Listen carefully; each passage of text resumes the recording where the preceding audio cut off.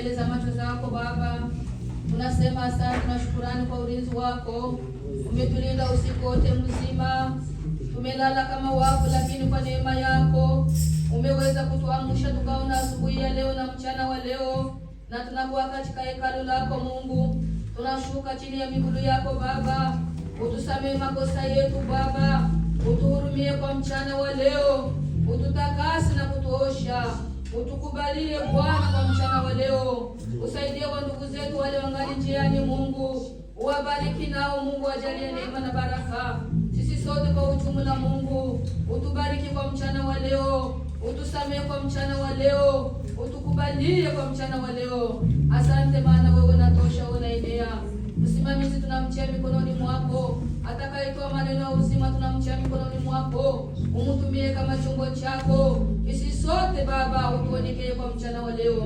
Tunaomba uwepo wako uwe mahali hapa kwa mchana wa leo. Utukaribie katika hekalu lako. Asante maana wewe unatosha, unaenea.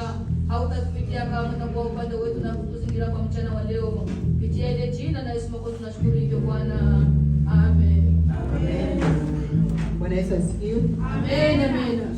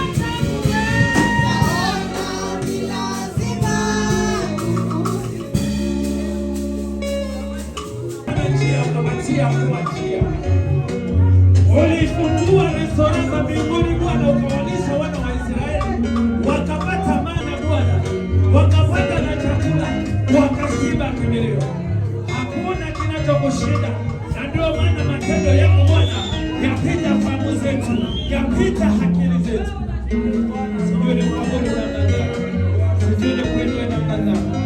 Unastahili Bwana. Unastahili.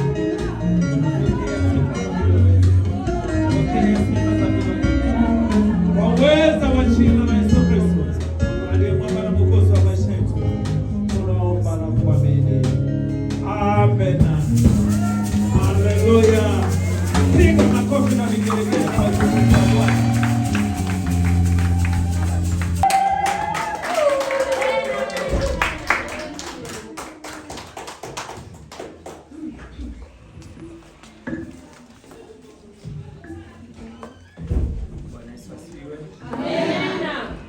Bwana Yesu asifiwe tena. Amen, amen. Basi mwambie jirani yako ya kwamba karibu katika nyumba ya Bwana. Mwambie tena unapendeza.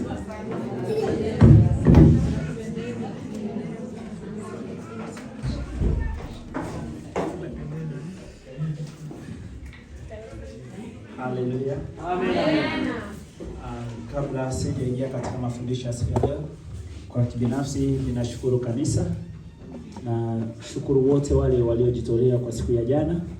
Maana jana tulikuwa nafika na tulikokwenda tukajikuta tumeziacha mbagula za kuchoma nyama, lakini Mungu akatupa chakula tukakula na tukashiba. Bwana Yesu asifiwe. Amen. Pia tunashukuru kwa waliohudhuria ubatizo, maana jana tulikuwa na ubatizo. Biblia inasema ya kwamba mtu mmoja anapookoka mbinguni kunakuwa shangwe na furaha. Haleluya. Bwana Yesu asifiwe. Amen. Fikiria mtu aliyeleta furaha katika maisha yako, unamfanyizia kitu gani? Haleluya. Na kwa Mungu ni hivyo hivyo. Wakati tunaposababisha watu mbinguni kuwe furaha, Mungu hatatusahau sisi ambao alitupitia kwa kusema alete ile nini? Ile furaha. Haleluya. Amen. Bwana Yesu asifiwe tena. Amen. Basi tunaomba kwa ajili ya neno la siku ya leo. Tuombe. Baba Mungu wa kwetu, anakuitika kimbilio, msaada wa karibu. Tunasema asante tena kwa muda huu ambao tuko mbele za uso wako kwa ajili ya kusikia lile ambalo umeliandaa siku ya leo kunena nasi. Nitumikishe mimi tu kama chombo chako na wewe unene ndani yangu kwa ajili ya faida ya watoto wako kwa jina la Yesu. Amen. Amen. Bwana Yesu asifiwe. Amen. Wiki zilizopita tuna somo ambalo tulilianza na ni somo ambalo lilikuwa linazungumza kuhusu sadaka. Na tuliulizana swali sote ya kwamba sadaka ni nini na tukaona sadaka ni nini. Bwana Yesu asifiwe. Amen. Tukaona ya kwamba sadaka ni ishara ya upendo au utii na shukrani kwa Mungu. Inasisitiza kwa moyo wa ukunjufu, ukarimu na sio kwa kulazimishwa. Hiyo ndio sadaka. Na tukaona baadhi ya sadaka tukaona Mungu akihimiza wana wa Israeli kwa ajili ya kutoa malimbuko pamoja na zaka. Na tukaona malimbuko ni nini na zaka ni nini.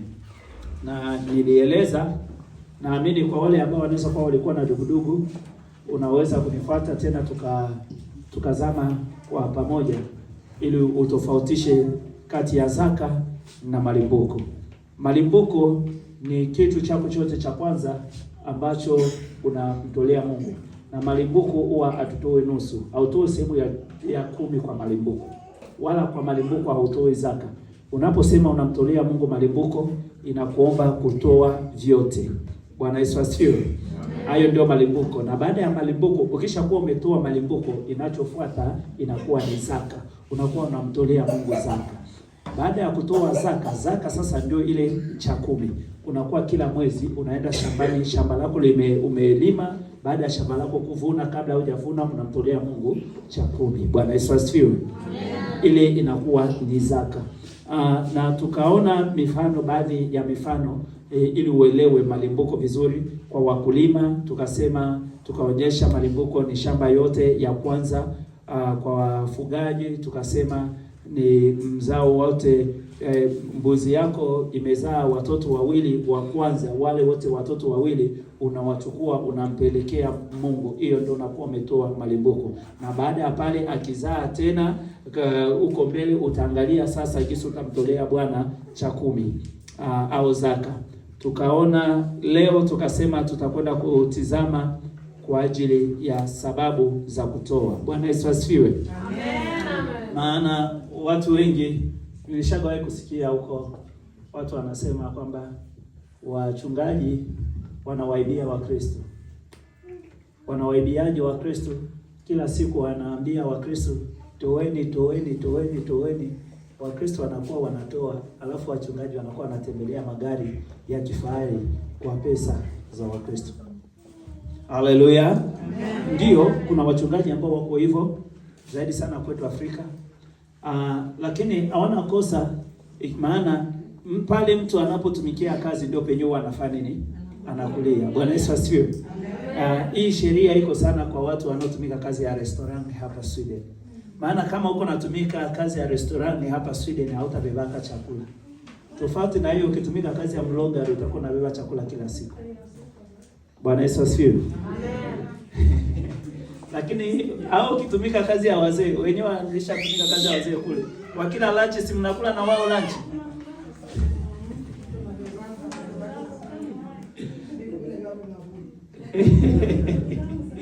Bwana Yesu asifiwe. Lakini ukitumika kazi nyingine tofauti ya restaurant, unakuwa unabeba chakula. Kama ni ya kufyagia, asubuhi unaamka, maana kule utaenda kula kifyagia? Hapana. Bwana Yesu asifiwe. Kwa hiyo ndio maana wanakula sadaka. Kwa hiyo leo tunaenda kuona, kwa sababu hiyo wengi wakaanza biliwa, kwa nini nitoe? Kwa nini nitoe sadaka yangu? Pasta aende kula. Namshukuru Mungu, maana hii kanisa letu huwa ninaisema wazi. Tangu hii kanisa ianzage mpaka kufika leo, na mie na mtumishi wa Mungu vya Mungu hatuja kulaka hata hii krone hii moja ya kanisa. Bwana Yesu asifiwe. Amen. Sisi tunafanya ile injili ya Paulo. Paulo alikuwa anatumika injili na anaenda anauzisha mahema. Bwana Yesu asifiwe. Amen. Ninachapa injili na ninafanya biashara yangu. Haleluya. Amen. Watoto wangu wakihitaji chakula, naenda kuwachukulia kwenye biashara yangu. Mtumishi wa Mungu anapiga injili na huko anachapa kazi. Watoto wakihitaji chakula, mshahara unafanya nini? Nafanya kazi. Bwana Yesu asifiwe. Lakini inaweza kupendeza siku zinazokuja, miaka inayokuja, na nyinyi wa Kristo mseme ya kwamba inatosha, acha tumwajiri mtumishi wa Mungu hapa kwa kanisa. Haleluya. Bwana Yesu asifiwe. Tunaweza tukamwambia mtumishi wa Mungu tutakuajiri, kanisa itakuajiri hata 50%. Ili usikuwa unatumika tena hizo kazi za nguvu, kanisa na kuajiri ya 50%. 50% ya mshahara wake hivyo kwa mwezi, wakitoa skati tunamtumia hata 12,500 kwenye akaunti yake. Bwana Yesu asifiwe. Amen. Bwana Yesu asifiwe tena. Amen. Na ili hiyo itokee itasababishwa na nini? Na sadaka. Haleluya. Amen. Ni sadaka zetu. Wakati tunaposwishi mashughuli kronera hatutaweza kufika hapo. Wakati tunaleta vingorongoro unashinda hata kisi ya kuvitia huko. Wewe unatia kingorongoro kwenye mpaka kiasi kwamba haupendi kilie.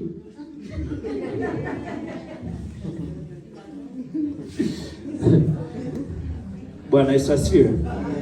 Okay, sababu za kutoa. Biblia inaweka wazi kuwa sadaka yako sio biashara, bali ni ibada inayofika mbele za Mungu ikiwa na maana zifuatazo. Bwana Yesu asifiwe. Amen. Wakati unapotoa sadaka, sababu kubwa ya kwanza unaopaswa ujue ya kwamba ile sadaka yako ni ibada. Haleluya. Amen. Bwana Yesu asifiwe. Amen.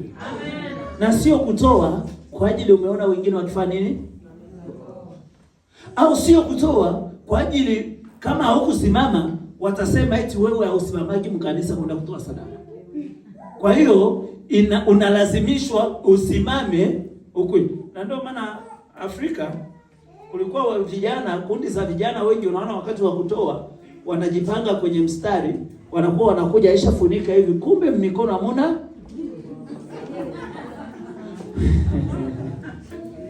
Yaani kisa wasimuone ya kwamba hakupita mbele kufanya nini? Kutoa. Sasa wanawaza ya kwamba ni mitani. Kutoa ni ibada. Haleluya. Bwana Yesu asifiwe. Sio biashara wala sio michezo. Unapotoa ujue ni nyingine ibada ambayo umeifanya machoni pa Bwana.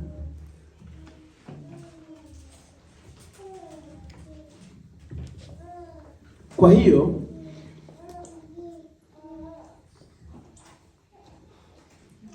sababu moja ya kutoa, ya kwanza ni ushuhuda na ukumbusho.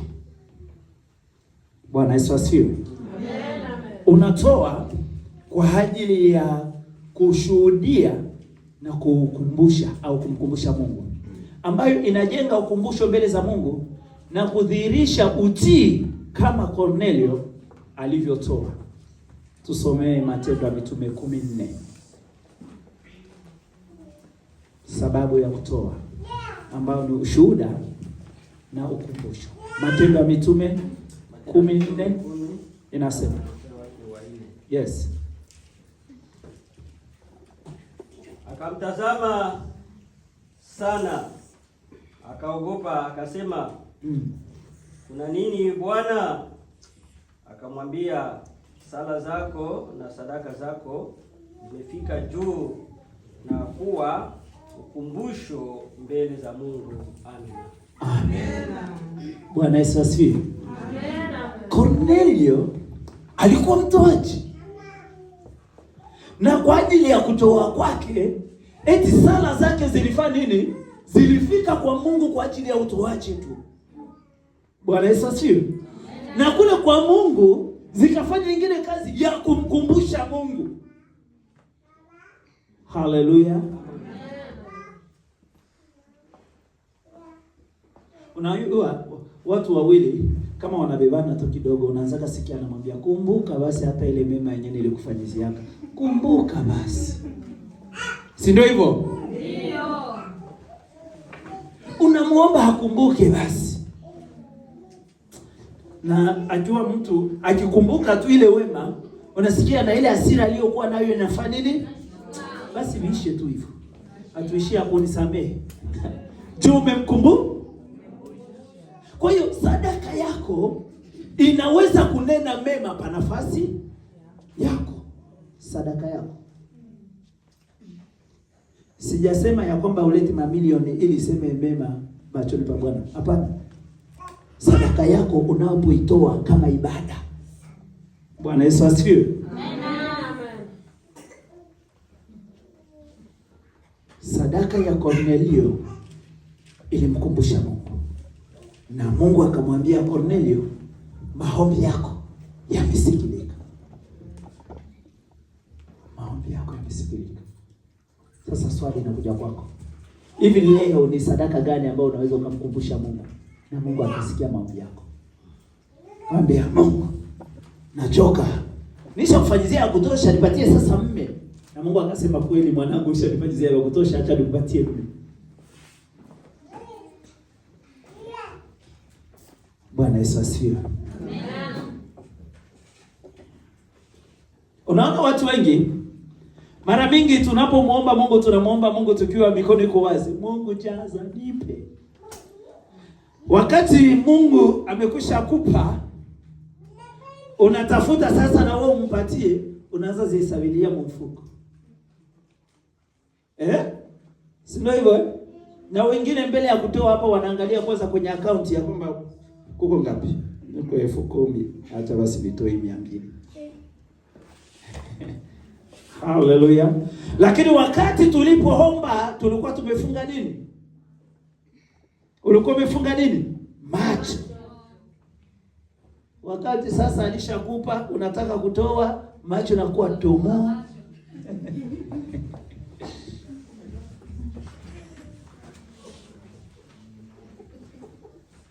Hapo hesabu inaanza kuwa nyingi. Nikitoa hii, watoto watakula nini? Alafu unajikuta unashindwa na kutoa, na mwisho tena watoto wanakufa na njaa. Unajua kama kuna watu wengine kama wanapepo hivi. Yaani akigusa pesa hivi. Kama akigusa tu pesa yani, hatuli. Yaani mpaka ziishi. Shene hivyo. Timu. Vorubari kule kwetu.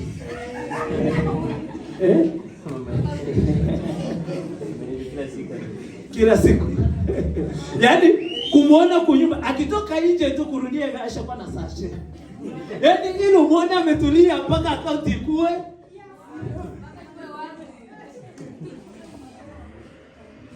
Unasikia ni pepo.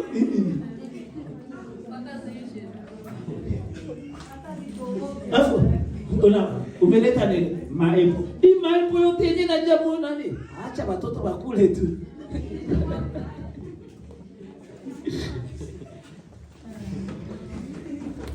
Tujifunze kumtolea Mungu. Maana unapomtolea Mungu uleta, tutaona huko mbele, Mungu uleta ulinzi zidi ya maisha yako kwa kupitia sadaka yako. Haleluya. Bwana Yesu asifiwe. Hata hizo pesa zako zinalindwa. Wakati unapomtolea Mungu zinalindwa. Huwa ninawaambieni mfano, hii simu yangu hii. Nishagawaambia watu mmoja hapa. Hii simu ni Samsung S10. Sipendaki kununua nyingine. Juu hii simu niliuzaka pesa mingi.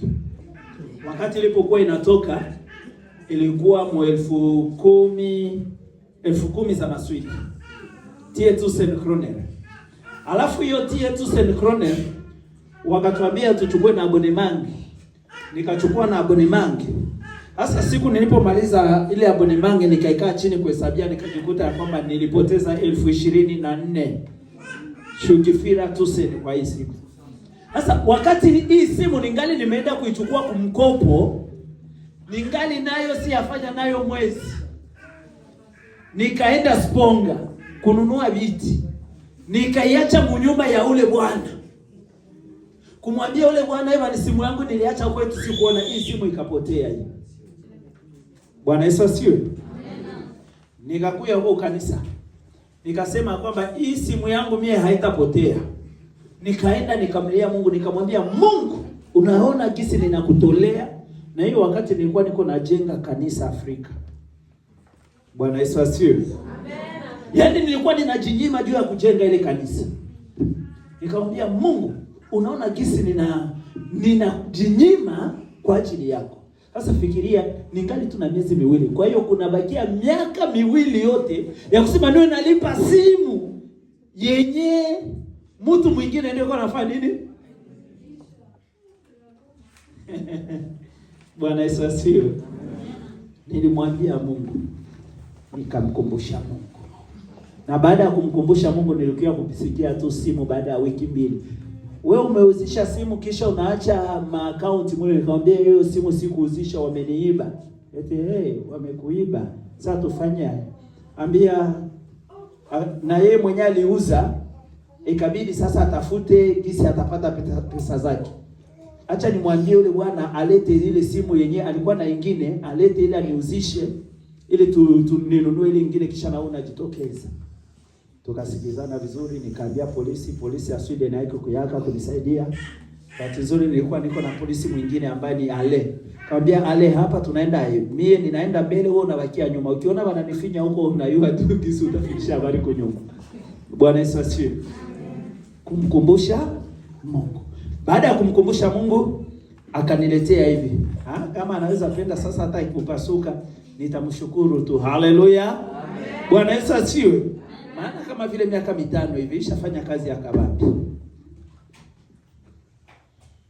Kwa hiyo sadaka yako au kutoa kwako kunaweza kuwa ukumbusho machoni pa Bwana na ushuhuda kama ilivyokuwa kwa Kornelio. Sababu ya pili ya kutoa. Kutoa kunasaidia wahitaji. Ni njia ya kuwasaidia maskini, wajane na kuendeleza kazi ya Injili. Hii ndio sababu ya pili ya kutoa kanisani. Bwana Yesu asifiwe. Amen. Nadhani muda mwingi mwaka tuliokumbuka wajane ndani ya kanisa hii ni miaka 2 au 3 iliyopita kama vile tangu pale hatujawahi kuwakumbuka wajane. Hatujawahi kuwakumbuka mayatima. Hata kama wako Ulaya kuna mayatima. Ni jukumu la kanisa kuwakumbuka mayatima na wajane. Bwana Yesu asifiwe. Bwana Yesu asifiwe tena. Sasa tutawakumbukaje? Tunawakumbuka kwa sadaka zinazotolewa. Wakati kanisa inapoangalia nasema kwamba mfuko huu unatosha, acha tuangalie kila mjane ambaye yuko kanisani apate basi hata 1,000 ya Swedish kroner akaimee Charolme. Au je amejaza Bonivang? Bonivang au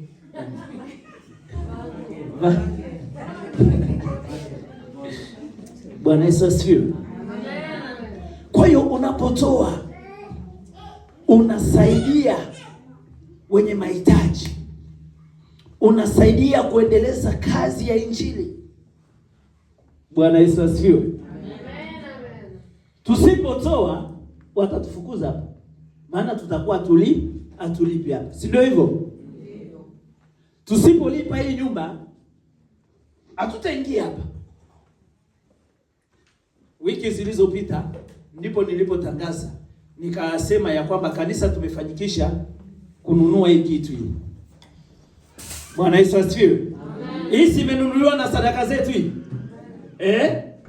Tusipotoa sadaka manake humo tumekuwa tuko tunaangaliana. Raha yote yenyewe na kuaga hapa huyu kijana akipiga hapa mpaka hii miti. Sasa vile hapa hivi tunahitaji sadaka tena kwa ajili si mnaona hii moyo kama vile Aisha pasura. Manake inaweza pasura ngoma Manake hivi tunahitaji sadaka ili tumuuzie tena zingine za mpya. Bwana Yesu asifiwe.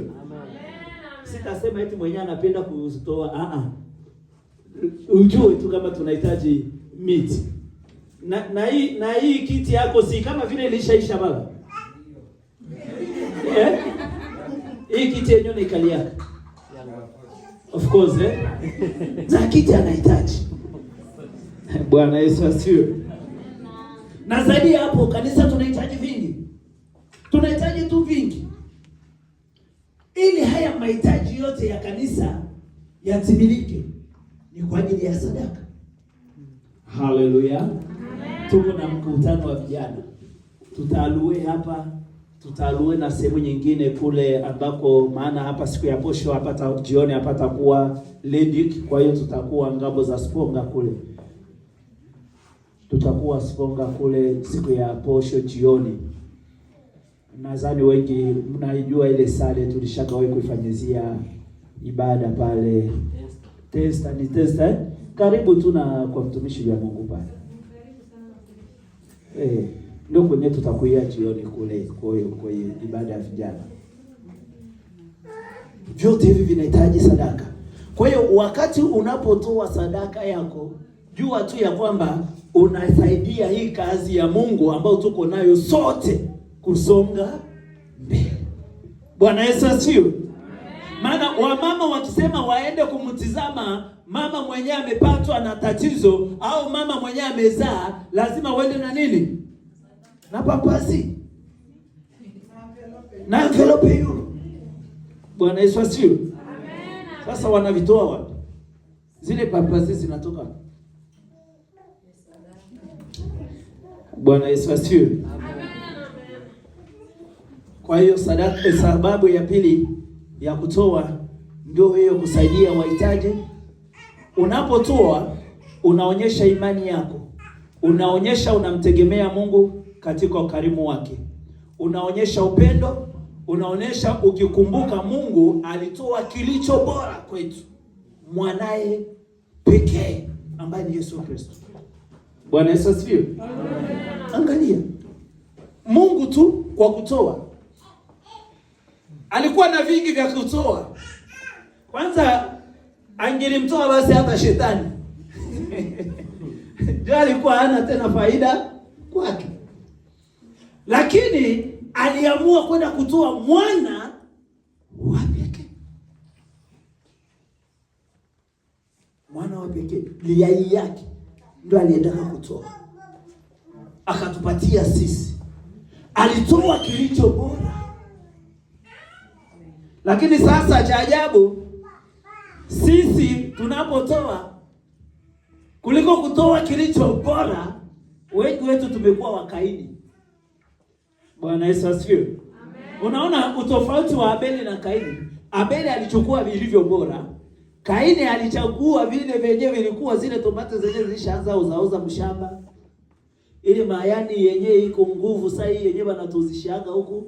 Na hiyo wenyewe wanatukumilizia kai mayani yenyewe tuna kama ni sombe. Unakuta sombe iko nguvu, unajiuliza hapa watu hizi ile sombe za laini hawakuziona bachume zile. Ndio sababu walikuwa nakata mtu tu hivi, wanachukua mayani yote wanaenda kusaga saga. Ndio unakuta sombe iko nguvu hairegei. Hallelujah. Amen. Mungu alitoa kilicho bora kwetu, mwanae Yesu, kwa upendo. Ndio maana kutoa kwa ubora si kujisifu kwa kiasi ulicho nacho, bali ni kuonyesha upendo kwa Mungu kwa kutoa kwa furaha na utiifu. Hallelujah. Amen. Unaona Yesu alipokuwa kwenye ibada, watu walikuja wakatoa, wenye pesa wakatoa pesa nyingi, lakini yule mama mjane alikuwa na senti 2, alionekana kutoa kuliko wengine, maana yeye alitoa yote alivyokuwa nayo. Hallelujah. Amen. Jamani, kutoa kuna faida sana. Bwana Yesu asifiwe. Amen. Bwana Yesu asifiwe tena. Amen. Tunatafuta kumaliza.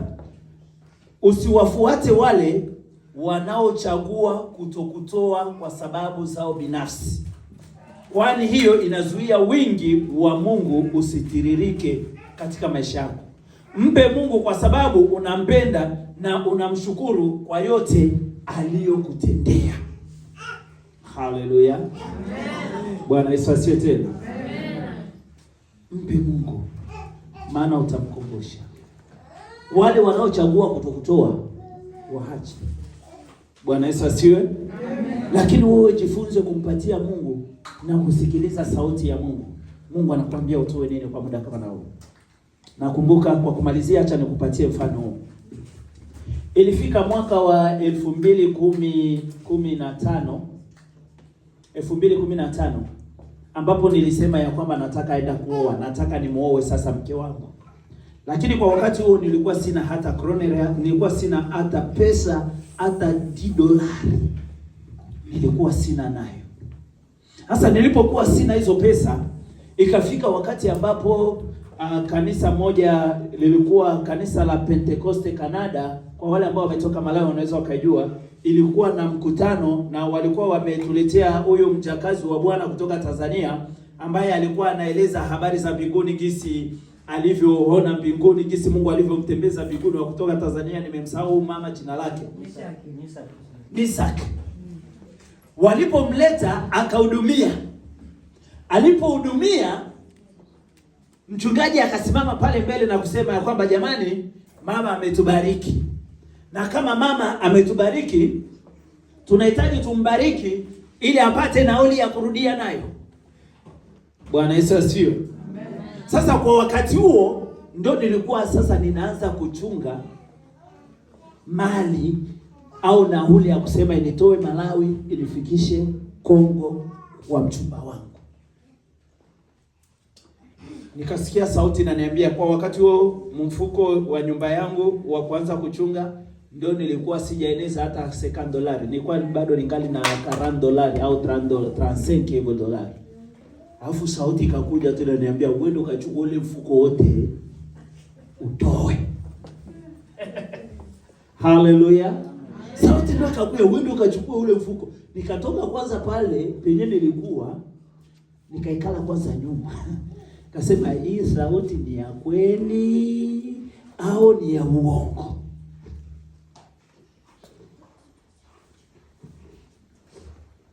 Ikanirudilia tena. Iliponirudilia, nikasema hii ni sauti ya Mungu. Nikasimama. Nikaenda. Nikasema, jamani, mimi nitamchangia 10,000 ya makwacha. Watu wakapiga makofi pale, maana walikuwa wanayua kwenye natumikia. Wengine wakaanza zilizopo. Nikawasikia wako wanasema, lakini moyoni huko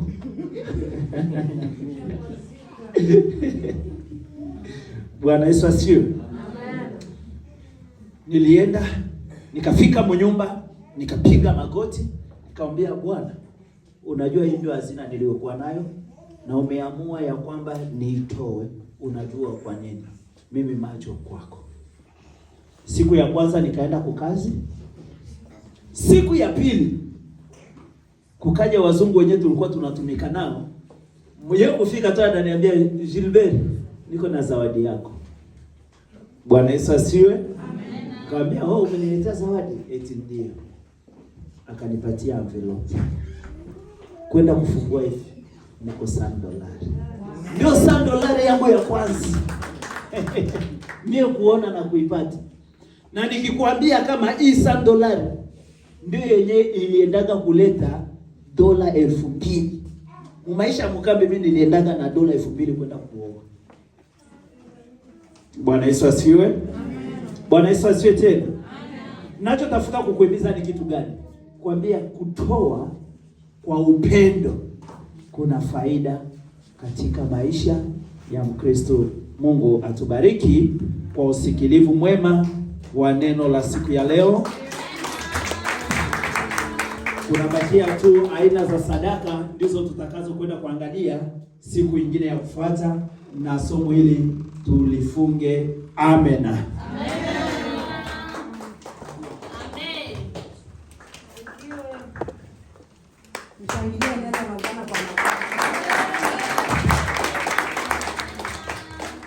Yesu asifiwe. Nashukuru sana. Aliyenipa yeye namtolea Bwana kwa furaha. Aliyenipa yeye namrudishia. Namtolea Bwana kwa furaha. Aliyenipa yeye namrudishia. Namtolea Bwana kwa furaha.